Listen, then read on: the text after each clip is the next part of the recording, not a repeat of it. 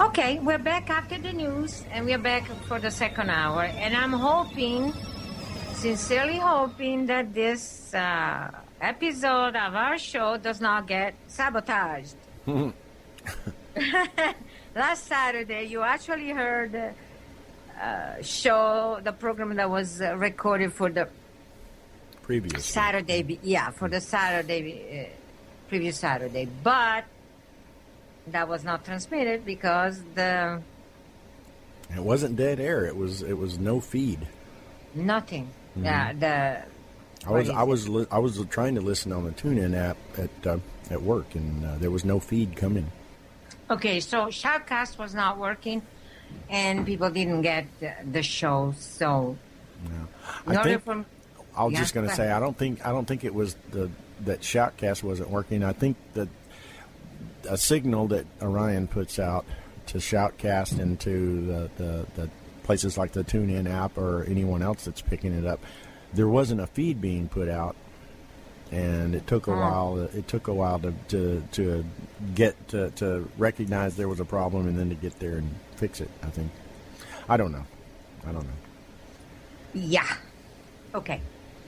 So hopefully there are not going to be any more problems, and the show goes through on Saturday, because, as I said, I'm trying to give you important information. Not only that, it takes a lot of effort on my part, and I hate to lose that time and effort. But anyway, so getting back to the issues of this week. Lose valuable time. You don't want to lose valuable time. Yeah, because if you think you have cancer and you go for if you go for testing, and then they can pounce on it right away. They can poison you immediately. They can use radiation immediately. And they can maim you immediately. So, see, that's good for you, because if you don't do anything, you might go on for years with nothing. No real symptoms or no problem. You just know you have a lump somewhere, but it's not doing anything because it's growing very slow. And then when it's gotten to a size that the medical establishment says it's too late, you can go, you could in the past go to Les Medin to get the leash therapy and get saved and treated. But you could do that back then up to July 11, 2012. Yeah, you could do that. Yes, Jeremy, you should be arrested for hurting the entire country, not just me. You're guilty of treason to help the drug company line your pockets along with theirs. Okay. Jeremy Bain. Yes. Special agent.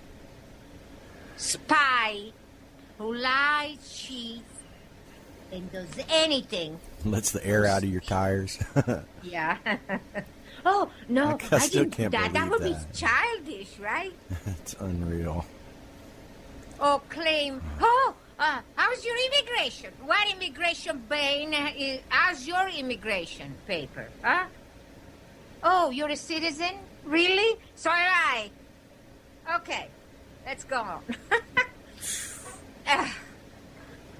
You remember that in the past I talked to you about the fact that the American Cancer Society and the AMA claims that women should start at age 40 to get mammogram every year, unless they're high risk, and then it should be every 6 months. Just so you can be sure that they get breast cancer, because with all that radiation, they're going to end up to. Okay, but then there was a fight between this group and the U.S. Preventive Services Task Force, who claimed that women don't need to have a mammogram. They unfortunately do not say, forget the mammograms, ditch the idea because you're exposing women to radiation that can cause cancer. No, they're not saying that, but at least they're saying, no, age 40 is too early, not before age 50, and every 2 years, not every year. Okay, and then, of course, it's been the fight between these two different organizations, and I talked about it in the past too. Well, a recent article recent, we're talking February 3rd. So it's just off the press. A recent article said that there is actually, if you reduce the frequency of mammogram, the, I guess, Medicare, Medicaid, or the drug company, the insurance company, they could save billions. Yeah, because the mammogram is pretty expensive. Okay, they could save billions, and they can say, just go with the recommended age 50 and every 2 years, and then you can save around 7.5 billion per year. Think of all the money the medical is making, okay? Because if you have annual every year screening of women age 40 to 84, the cost is 10.1 billion a year. But if you change the screening at age 50 to 69, because beyond 69, and then just okay, then the cost goes down to 2.6 billion. So we're talking 7.5 billion savings. And it's not that I disagree with it, except that I disagree because you don't need mammogram. There are other ways to detect if you have something more effective or less dangerous. Actually, there are just a couple of ways, but it's just a question of you picking those. But what I disagree is the way this article is presented. If you are talking financial savings, okay, then people say, okay, so you're putting money, and that's what allows the AMA to tell the patient, they're putting money ahead of the safety of patient. That's coming. Oh, man, sure. That's what they're going to say. You can't put a price on quality. Right. You can't put a price on quality. So we can kill, maim, and torture people at a high price, right? Yeah, you can put lipstick on a pig, too. Really? Why? Nothing. You ever heard that expression? No, I didn't. Never heard that one. You can put something like you can put makeup on a pig, but you can't make it pretty or something like that. Oh. I don't know. I have no Just idea. came to my mind. The pig these days is about the insurance company that shows a pig, I have this car. That's just stupid. That's the dumbest. The pig and the lizard. The gecko, Yeah. sorry. Yeah, the gecko. Yeah, be careful. It's a difference. Okay. But anyway, see, the problem with that article is a good information, but it's the wrong approach because it allows the AMA to say, see, you have insurance anyway. So don't worry about it. And you need to be safe and you need to blah, blah, blah. Instead, they're not pointing out the fact, not only you save money, you save lives. Because not as many people get cancer if you don't do that. Anyway, see, I said having a mammogram is the best way to make sure you actually get breast cancer. Then they can say it's in your family. It's hereditary. Yeah, because you all went for mammograms. More than others. Okay, so, and I'm telling you, for a fact, I've seen in a lot of cases that women that felt a lump and didn't do anything, it was small, they didn't do anything, they went for a few years with nothing, not even affecting the lymph nodes. But you cannot have had even a biopsy, because a biopsy can cause problems. So if you just leave it alone, do nothing about it, don't even touch it all the time, because if you rub it and massage it, that makes more blood rush there, and then you're causing rapid growth. Anyway, if you do absolutely nothing, you can go for years without any consequence, and then you get to the point that you need something done. And what we were doing was the perfect thing. But of course, the Jeremy Bain, various Jeremy Bain had to interfere. And back again to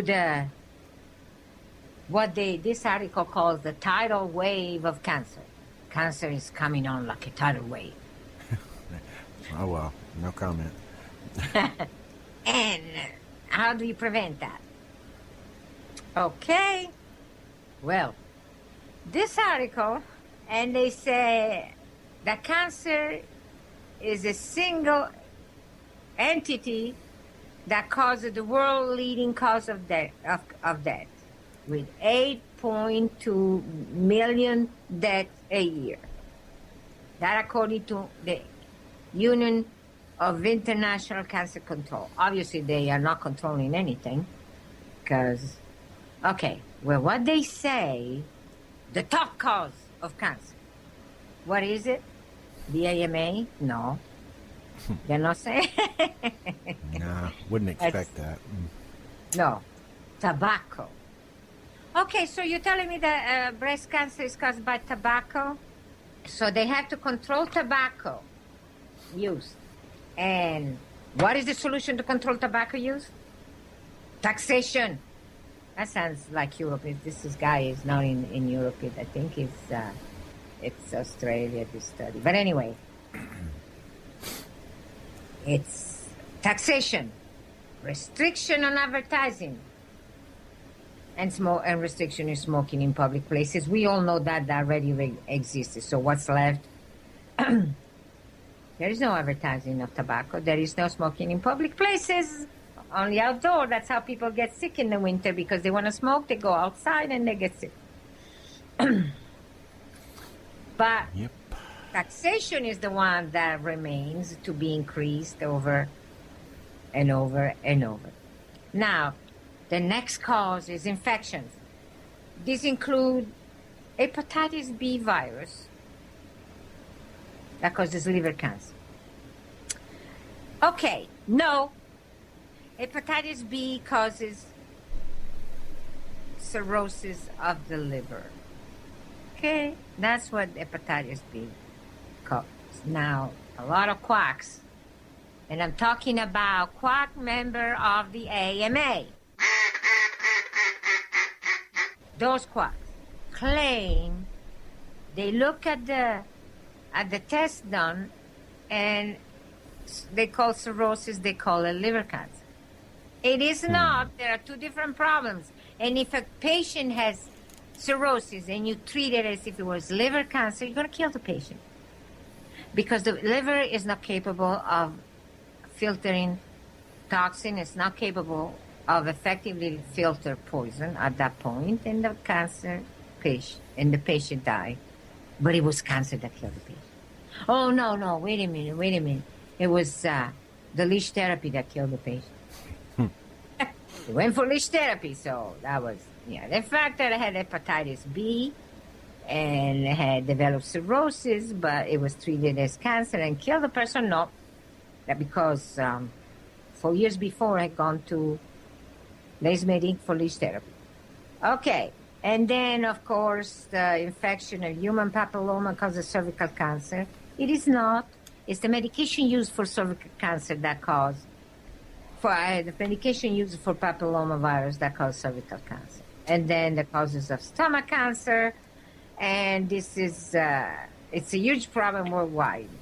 And their solution are a bunch of garbage because they never vaguely mention the fact that the cancer is running rampant is because the use of drugs is running rampant. And a lot of the drugs that people take cause cancer, different type of cancer. We already discussed the Centroid earlier, and Crestor that causes liver cancer.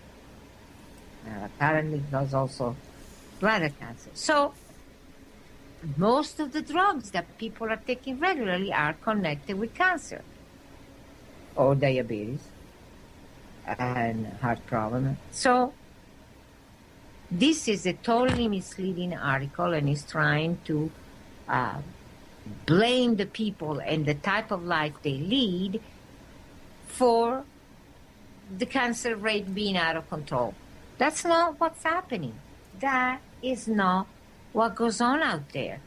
First of all is all the drugs they use for whatever problem a person might have that cause cancer. And then once the person has cancer, they have drugs that cause more of other problems, but they also cause cancer too.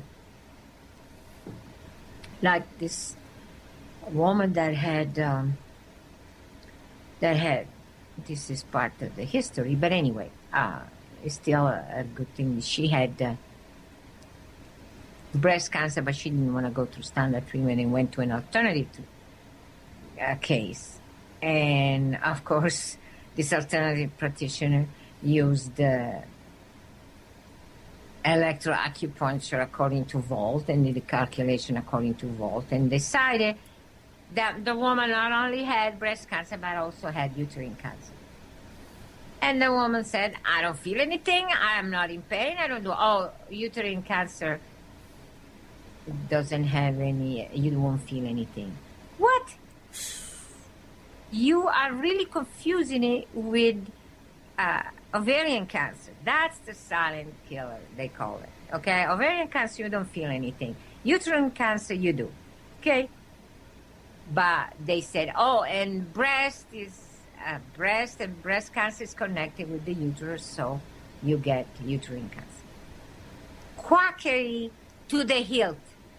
Yes, there is a connection with the patient of breast cancer getting uterine cancer, but what is the connection is tamoxifen. Tamoxifen supposedly keeps away returning. See, a person has to go through standard treatment, get surgery, chemo, radiation, and then after they go home, they're given tamoxifen to keep reoccurrences of breast cancer. But the side effect of tamoxifen is that you get uterine cancer. Well, they say, no, not necessary. You can, but it's just rare. Not that rare. Anyway, that's the connection between breast cancer and uterine cancer is tamoxifen. In the absence of tamoxifen, there is no connection. But these alternative quarks to keep it sending, giving garbage to patient, they tell them that. And if a patient believes that, the patient is in trouble. Now, does that mean that standard medicine is not quackery? Yes, it is. It is quackery because it's the one that causes the uterine cancer anyway, if somebody has breast cancer. So you see, they're both quacks. One for one reason and one for the other. This is what's going on. Misinformation of the public. And taking money out of them for nothing, for just hurting them. So, of the two, I'll grant you the alternative practitioner don't hurt them as much. So, it's still a better choice than the expenses. And they say, all this money. Yeah, but you know what? Standard care, you have the insurance, but the copay is a killer anyway. With all the drugs and radiation, etc. So, there is no difference. Actually, the alternative is probably still a little less, but there is no difference. You still get attacked with the outrageous bill. But of course, nothing compares to the prices that Liz Meadink was charging to save people's lives. Oh no, it was not. That was delusional. But the charges of Liz Meadink were terrible. Yeah. They were about, for bed cases, one third of the cost of one infusion of chemo. One time only. Those were the terrible prices. See? Okay, so I guess you can think about being funny, but if you think about really, spend some time to think about it, it's really sad, depressing. But of course, that's just quacks pushing the conspiracy theory, right? Right. Yeah. I can't tell you, it's just unbelievable. And every day there is something more and more ridiculous coming from the medical establishment. And of course there are also articles that are ridiculous. This has got nothing to do with cancer, but I thought it was really interesting because we talked about antibiotics before. Are we running out of time? Not yet. We got about a minute. Okay. Well, the antibiotic, we discussed that doctors and hospital overprescribe antibiotic, and that makes a problem because really it's not true that REMS are not effective. The body's used to the antibiotics, so nothing will happen if you take it when you really need it. But they say there is a very simple solution to reduce the overprescription of antibiotics. Very simple solution. Okay, you tell me what. Can you think of one? I don't know. Okay, I'll give you the great discovery. Don't prescribe them. That's the simple solution to overprescription is don't prescribe them. Be very careful. Don't prescribe them as much. That's the solution. Okay, does that sound professional to you? Doctor, when I do this, it hurts. Well, don't do that. Don't do that. That's the same thing.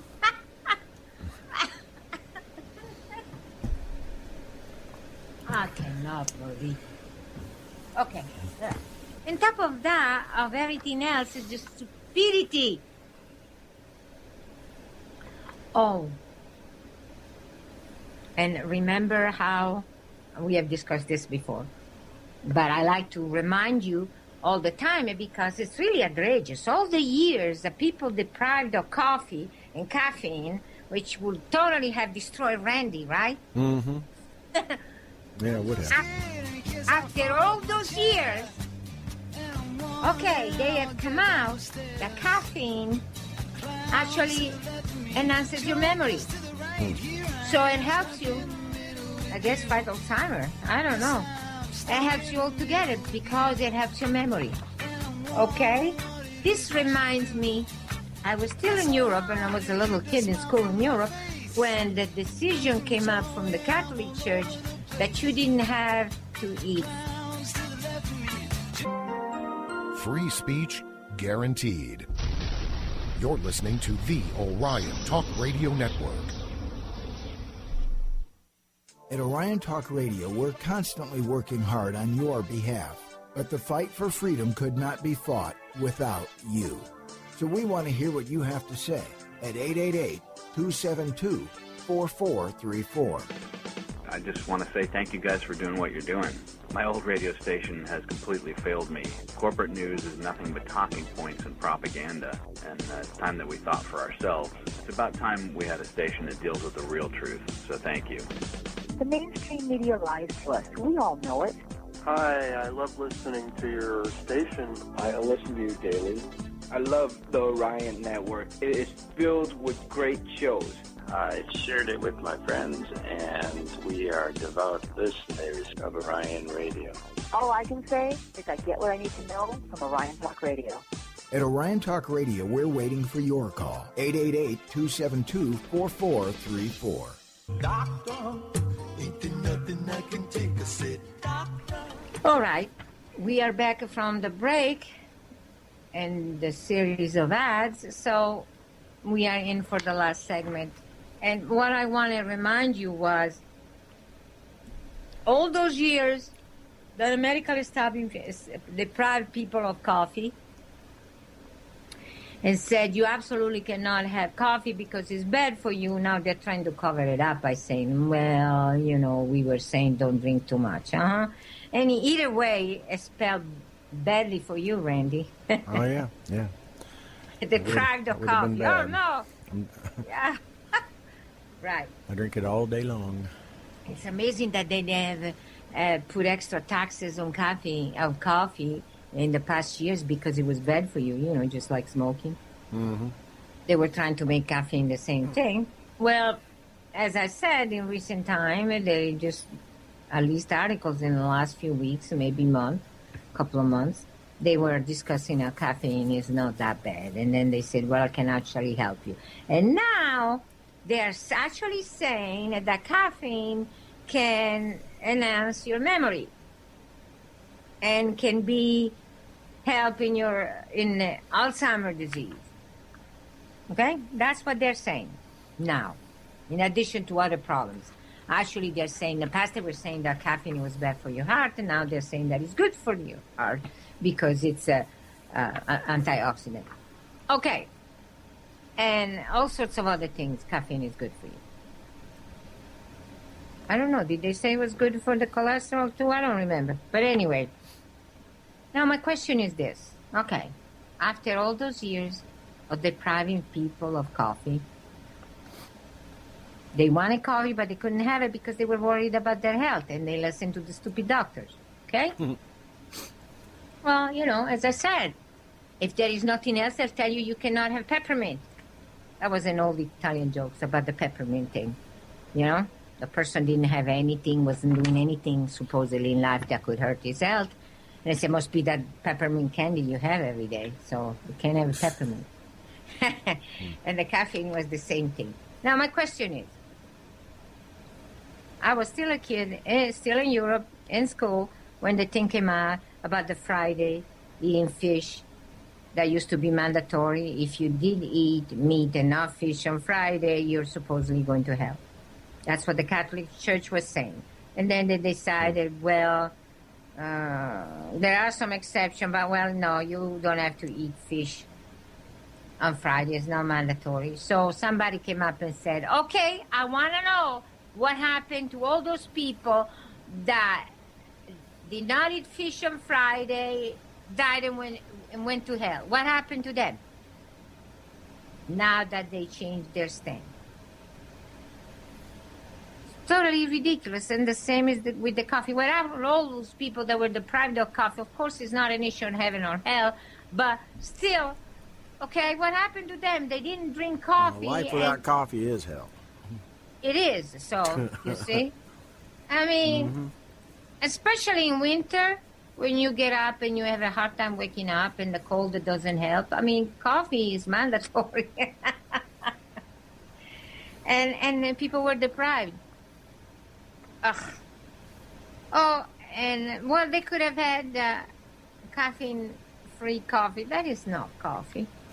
And drink some Old Duels alcohol-free beer at night. Oh, gosh, that is the most disgusting thing that was ever. Did you ever try Old Duel? I never tried it. God, I did. It's just the most disgusting thing. Ugh. Ugh. Just get Corona Light, put a lot of ice in it. It reduces the alcohol content, but drink something decent. Not Old Duel. Okay. All right. So this is the medical establishment and demonized things for years and years, and then all of a sudden there's a turnaround thing and stops attacking them. You know, it just like you can't drink milk, but you can take the medication that keep osteoporosis away, supposedly. And the side effects of those, I don't want to think about it. Okay? So don't listen, because it's just, they have no idea what they're talking about anyway. And when they say something is part of the training, they were trained. If you have this is the drug for it. And by the way, most doctors use a software that tells them, they input the symptoms and tell you the diagnosis with 3 possibilities, just like when you're trying to fix a computer.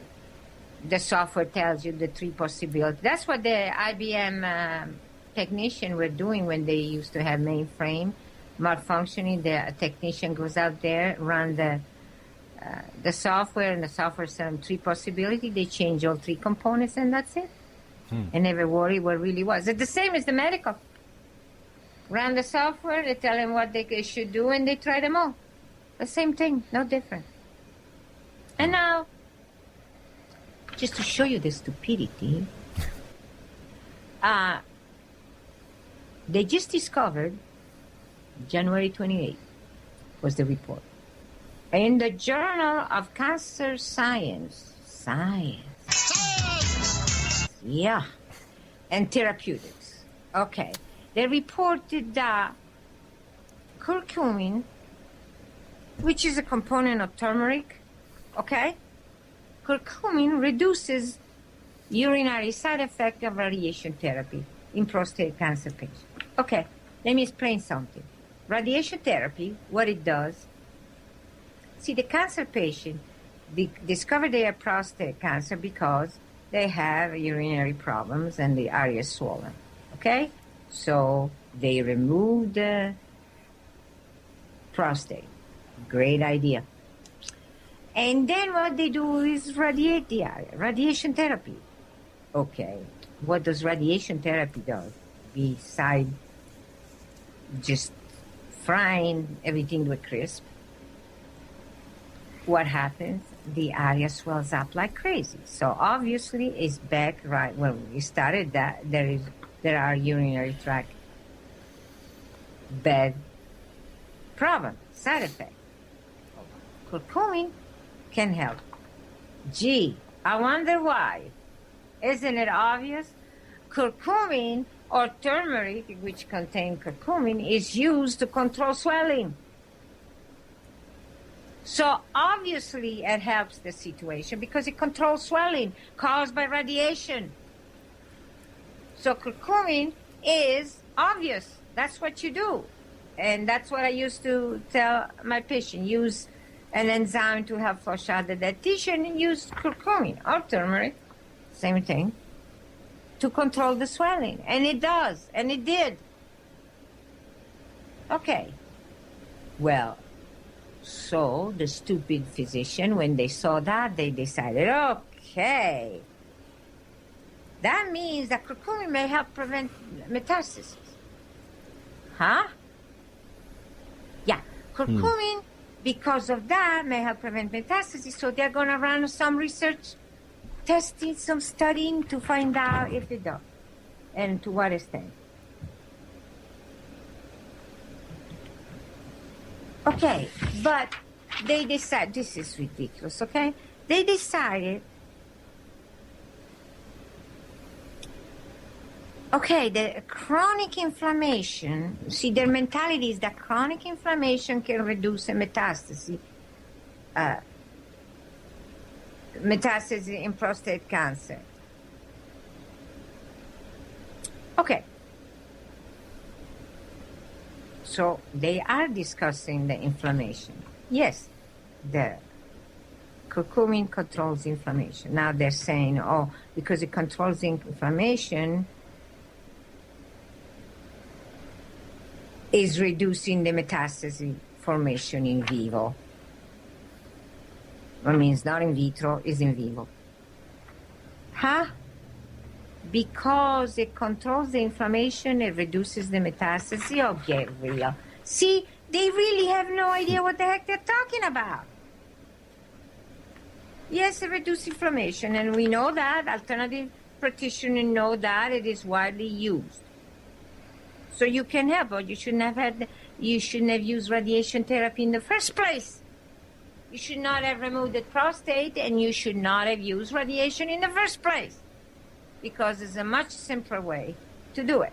And by the way they handle, I told you before, the way they handle and how they access the prostate is all wrong. It's just another sign of extreme stupidity in the medical establishment. And that's what we need to do, change the way they're trained in school. Eliminate the level of monkey see, monkey do that goes on in medical school. You see this, you do that. And don't do outside those guidelines because you're going to go against the system. Yeah, sure, that's a great idea. And that is going on. That's really helped develop new things and develop discovery, but that's what happens. And see, they're only going to alternative and natural remedies. They're only accepting those if they seem to help their plans. If they seem to help what they're doing to people, well, then they're going to accept it. But if it's something that it's non-synergetic, is something that is stand up on its own alone and resolve the problem, that is not wanted. They want something to ease off the bad effects of their treatments, but it doesn't change anything. It doesn't disrupt the system. It doesn't disrupt the money chain. It's got nothing to do with what's good for the patient. Nothing at all. Okay, well, so we don't really have that much time left, and I kept saying that I was going to give you more detail of what was supposed to be my seminar. We got about 10 minutes. Yeah, and I can go a little bit more over it. I don't want to do it all in one show because then it becomes really boring. I mean, when you see it at a seminar setting, then it's a different thing because there is interface, different people asking questions, picture being shown, so it's not as boring. But don't through the show like this, 2 hours of that would be really dry and boring. You might, the people that attack me say that it's still boring, even if I'm giving you information that is important. So, well, that's just a matter of opinion, but we're not going to dwell.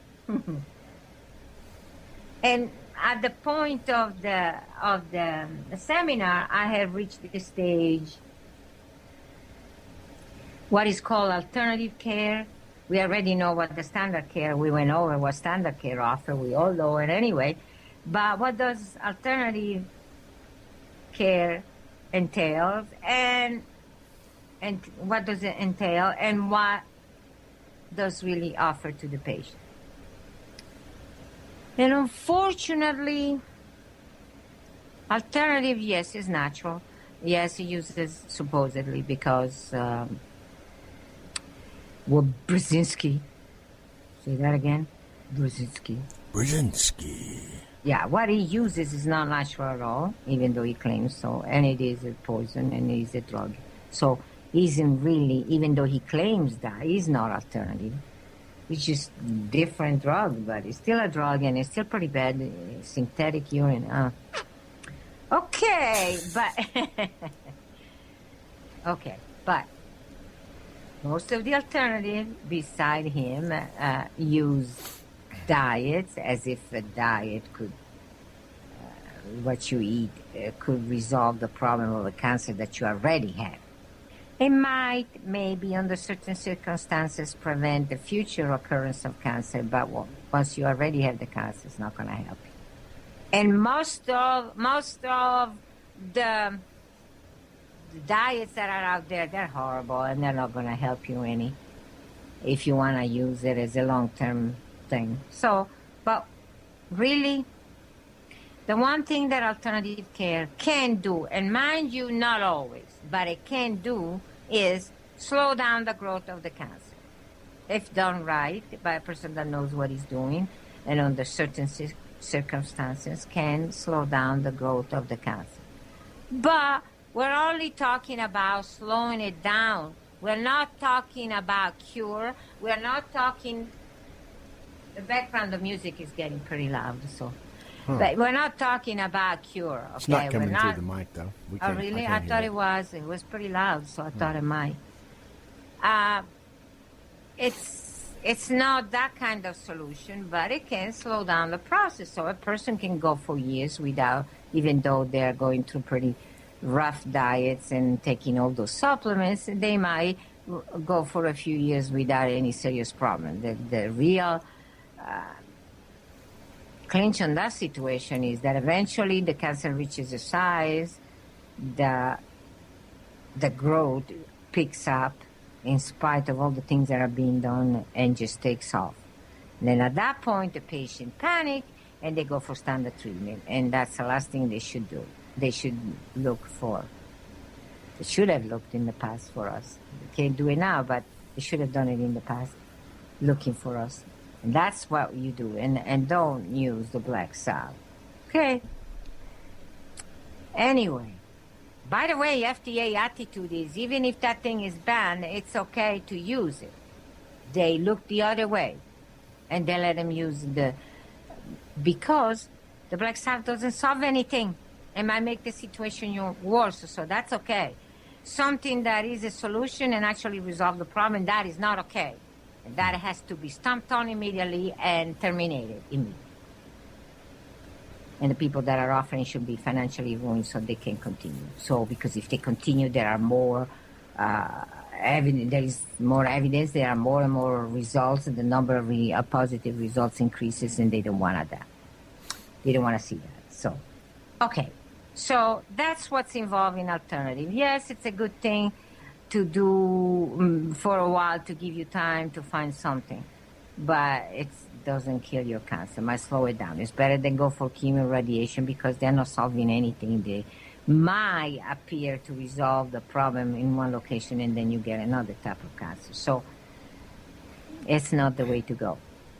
Of course, that is not permitted to say. You cannot say, I've been told, openly and directly. You cannot say, don't go to an oncologist. That's illegal. Okay. All right. So, the problem that plague the standard care and the alternative care are the metastases and reoccurrence. Standard care is the cancer never left anyway. They use the PET scanner, that is the wrong type of testing, that tells you everything is dormant. And you know it is because of the chemo that destroyed the immune system. But it doesn't solve anything. And the alternative care, as I said, they slow down the growth, but it doesn't solve anything. So what they call reoccurrences are actually the same cancer that was there in the first place and then never left. Because, think about it, this is the logic. It takes years and years, and everybody knows that, for a tumor to grow. But then they do standard treatment or alternative treatment, and the tumor is gone. The testing tell you that the tumor is gone. And then in a few months reappears at the same original size or pretty much the same. How could that be? It's not going to happen. It doesn't grow that fast. Oh, but now it's changed, and yeah. Mm-hmm. Okay, so my question is, actually the question that people have is, can we prevent reoccurrence or metastases? And how will we prevent them? And, well, yeah, because reoccurrences are a fake. They're not reoccurrences. It was there all along and never left. And metastases, no. They can be avoided, yes, if you don't go for standard treatment. If you don't get surgery that spread the cancer, if you don't get chemo that causes cancer in other organs, if you don't do radiation that causes cancer also in other organs, then yeah, you're not going to have the so-called metastases. You might have some growth in the nearby lymph nodes, like for breast, you have some growing in the sentinel node, and that's only because if you don't have surgery, it could happen anyway. It takes a lot longer, but it might happen anyway. Why? Because of the drainage from through the lymphatic system can carry some live cells from the tumor, and they lodge into the lymph nodes and they start growing there. So it's possible, okay, in the lymph node. But then it follows the track of a lymph node, so it takes a long, long time to go far away. But you're not going to have somebody with breast cancer has nothing in the lymph nodes, but it does have uterine cancer. Get real. That's not going to happen. If the person didn't do anything, didn't have the breast removed, didn't have the lymph nodes removed, then he's not going to get uterine cancer, because how is he going to get there? Or spine. That's the other thing. People with breast cancer have had back problem all their lives. They've always gone to a chiropractor. They have had back pain all their lives. But the moment they have breast cancer, then that's breast cancer metastasis to the spine. Now it bypasses everything else in the way, including sometimes the lymph nodes, but it gets to the spine. And I have heard that. It's like saying, can you go outside of your house without going through a door or a window? Can you go through the walls and get outside? I don't think so. You have to break a hole in it. No, without holes. Just pass through the wall by alien powers or magic, I don't know. You can't do that, okay? And that's what they're claiming when they say that it metastasizes in the far away or the spine or anything else without having the things that will cause that to happen. Hey, just so you know, we got 15 seconds. Okay, so we have gotten to we are taking care, we're progressing very slowly, but we're progressing. So we have taken care of reoccurrences, metastases. So don't get surgery, don't get chemo, don't get radiation, you won't get metastases or reoccurrence. Unless the cause of the cancer continues on.